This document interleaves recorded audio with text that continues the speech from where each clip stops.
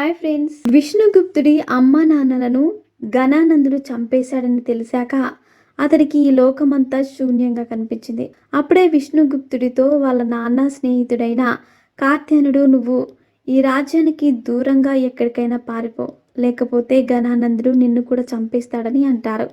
అప్పుడు అతనితో విష్ణుగుప్తుడు, నా తల్లిదండ్రులకు దహన సంస్కారాలు చేయకుండా నేను వెళ్ళను అని చెప్తాడు.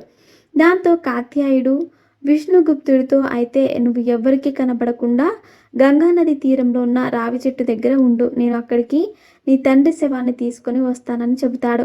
అతను చెప్పినట్టుగానే విష్ణుగుప్తుడు తనను ఎవరు గుర్తుపట్టకుండా ఉండడానికి అతని శరీరానికి మసిని పూసుకొని గంగానది తీరంలో ఉన్న రావి చెట్టు దగ్గర పొదలను దాక్కుంటాడు. ఆ మరుసటి రోజు రావి చెట్టు దగ్గర ఎవరు లేకపోవడంతో విష్ణుగుప్తుడు అక్కడికి వెళ్ళి ఆ రావి చెట్టుకి కట్టి ఉన్న అతడి తండ్రి తలను కిందకి తీసుకొని వస్తాడు. అప్పుడే కాత్యాయుడు విష్ణుగుప్తుడి తండ్రి శరీరాన్ని అక్కడికి తీసుకొని వస్తాడు.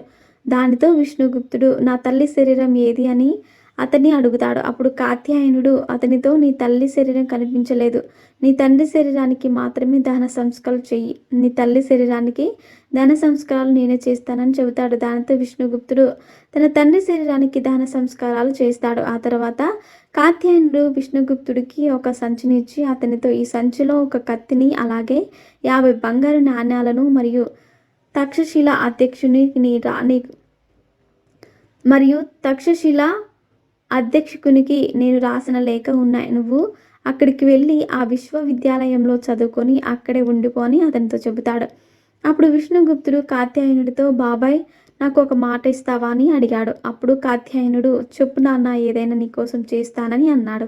అప్పుడు విష్ణుగుప్తుడు, ఘనానందుని ప్రాణాలను నేను తిరిగి వచ్చే వరకు ఎటువంటి హాని జరగకుండా దగ్గరుండి కాపాడు అని అంటాడు. అది విని కాత్యాయనుడు ఆశ్చర్యపోతాడు. అప్పుడు కాత్యాయనుడు విష్ణుగుప్తుడితో, మనకి పగలు వద్దు అని చెబుతాడు. అప్పుడు విష్ణుగుప్తుడు, నేను విష్ణుగుప్తుడిని కాదు బాబాయ్, చాణక్యుడు. ఇక్కడి నుంచి విష్ణుమూర్తిగా వెళ్ళిన నేను ఏదో ఒక రోజు చాణక్యుడిగా తిరిగి వచ్చి ఆ ఘనానందుని ప్రాణాలను తీస్తానని శపథం చేసి అక్కడి నుంచి తక్షశిల విశ్వవిద్యాలయానికి విద్యను అభ్యసించడానికి వెళ్ళిపోతాడు. సో ఫ్రెండ్స్, చూసారుగా, ఇలాంటి మరిన్ని విషయాలను మీరు తెలుసుకోవాలనుకుంటే వెంటనే మా ఛానల్ని సబ్స్క్రైబ్ చేసుకోండి.